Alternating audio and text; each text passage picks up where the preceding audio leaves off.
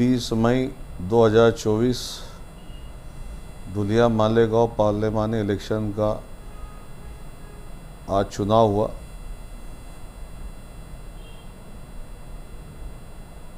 मालेगांव शहर के गयूर आवाम ने अपना कीमती वोट जाना और 10 साला सरकार से नाराज़गी का इजहार किया।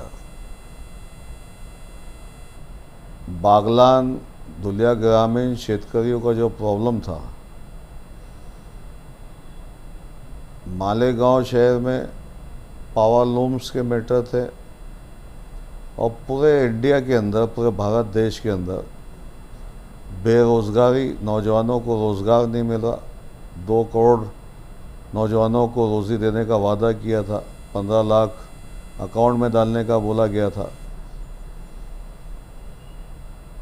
हमारी माँ बहनों के तहफ़्फ़ुज़ की बेटी पढ़ाओ बेटी बचाओ का नारा दिया गया था, लेकिन बेटी तो बची नहीं, तो पढ़ाओ कहाँ से करेगी बेचारी। इसी तरीके से महंगाई का मुद्दा और छोटे मोटे कारोबार करने वालों की परेशानियाँ, 22 धन्ना सेठों को सेठ बनाया जा रहा था। पूरा देश की संपत्ति, 23 संपत्ति बिक गई। इसलिए इंडिया के जो नागरिक है, भारत के नागरिक, वो नाराज़ थे। उसी का असर जो है, कामयाबी जो इंडिया अलायंस के उम्मीदवारों को मिल रही है, अल्हम्दुलिल्लाह।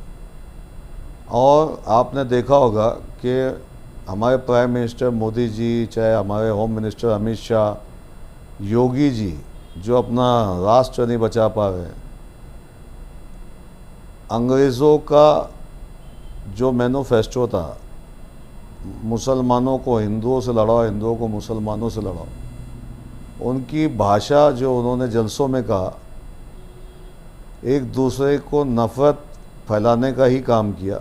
लेकिन यहाँ का हिंदू अच्छा है, यहाँ का मुसलमान अच्छा है, इसलिए हिंदू मुस्लिम फसादात भारत देश बने हुआ अमन अमान का माहौल रहा।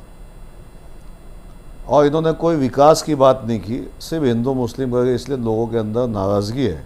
अगर 10 साल के अंदर कोई विकास करते तो ये बताते थे। इन्होंने कुछ किया ही नहीं, इसलिए लोगों के अंदर नाराज़गी है।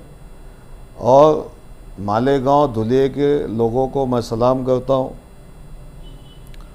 क्योंकि वोटिंग का जो परसेंटेज है वो रिकॉर्ड ब्रेक परसेंटेज है।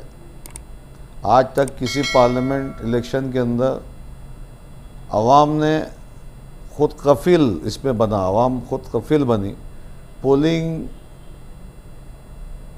BLO की तरफ से, प्रांत ऑफिसर की तरफ से, इलेक्शन कमिश्नर की तरफ से कोई भी इलेक्शन यादीज़, इलेक्शन की चिट्ठियाँ लोगों तक नहीं पहुँची। लोगों ने खुद बज़ाते खुद लिया और अपनी अहमियत को जाना, वोटिंग की अहमियत को जाना, और उन्होंने वोटिंग किया। ना किसी के रिक्शे का इंतज़ार किया, ना कुछ किया। ये पहली मर्तबा ऐसा हुआ। और मैं सलाम करता हूँ मालेगांव के मुसलमानों को कि उन्होंने इस इलेक्शन की अहमियत को समझा और अपने घरों से इतनी तेज़ धूप 46 डिग्री सेंटीग्रेड, 45 दर्जा सेंटीग्रेड के अंदर लोगों ने लाइन में लग करके अपना वोट दिया।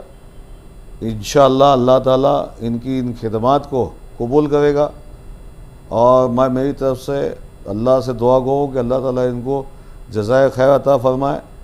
और ये इलेक्शन में आप लोगों ने अकाबरीन के फ़ैसले के ऊपर, हमारे बोलने के ऊपर जो आपने वोट दिया, मैं मेरी तरफ से और शोभा ताई बच्चाओं की तरफ से आप लोगों का शुक्रगुज़ार हूँ।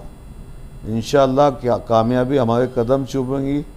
इतना ही बोल के मैं आपके चैनल के तवज्जुह से आवाम को ये पैगाम देना चाहता हूँ। और अफवाहें चलते रहेंगी, अफवाहों का बाज़ार गर्म होगा, इसलिए अफवाहों पर ध्यान ना दें, अपने कारोबार पर ध्यान दें और अपने शहर के अंदर अमन अमान कायम रखें।